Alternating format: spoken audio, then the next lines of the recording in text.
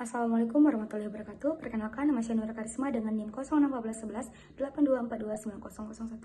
Di sini saya akan menjelaskan tentang analisis teori perkembangan nilai agama dan moral dari Jen Viase dan Holberg pada anak usia dini dan memberikan contohnya. Nah, teori perkembangan moral dan nilai agama dari Jen Viase dan Holberg ini memberikan wawasan penting tentang bagaimana anak-anak memahami moralitas seiring bertambahnya usia. Berikut di sini saya akan memberikan masing-masing contoh. Nah, teori Jen Viase ini membagi perkembangan moral anak menjadi 3 tahapan utama yang berkaitan erat dengan perkembangan kognitif. Nah, tahap yang pertama itu ada tahap pramoral dari umur 0 sampai 5 tahun. Anak-anak pada tahap ini belum bisa memiliki konsep aturan atau moralitas.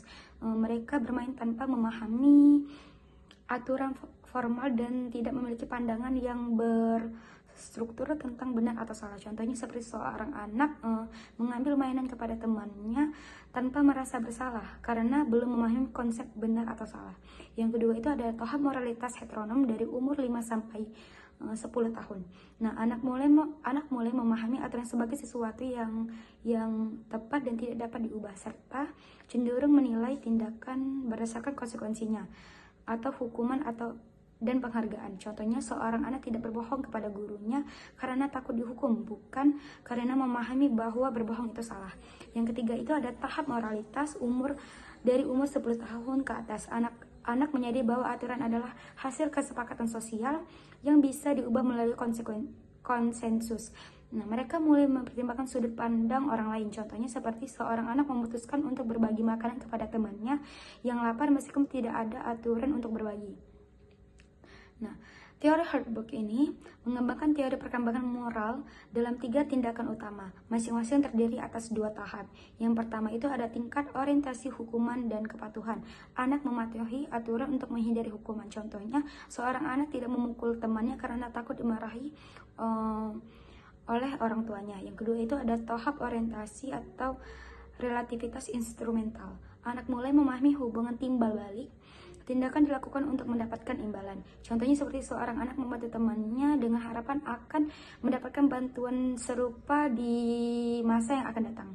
Yang ketiga itu ada orientasi anak manis atau kesepakatan antar pribadi.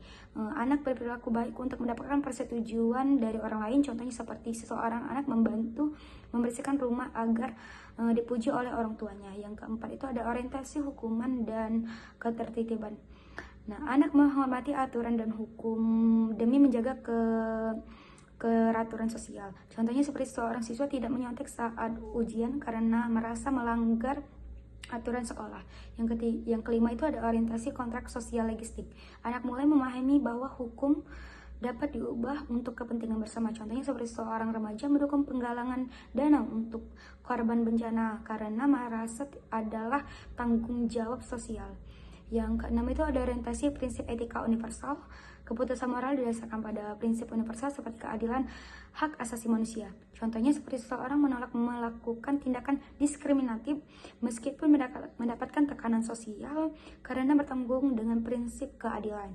Nah, perbandingan Viase dan Holberg ini, Viase lebih berfokus pada hubungan antar perkembangan kognitif dan pemahaman moral. Dalam Holberg menekankan proses penalaran moral melalui berbagai etnis.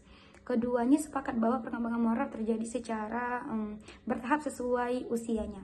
Nah, tetapi Holberg memberikan kerangka yang lebih rinci dengan 6 tahap. Melalui contoh-contoh di atas, terlihat bagaimana teori ini diaplikasikan dalam kehidupan sehari-hari anak-anak sesuai umurnya. Itu saja yang bisa dapat saya jelaskan. Saya akhiri. Wassalamualaikum warahmatullahi wabarakatuh.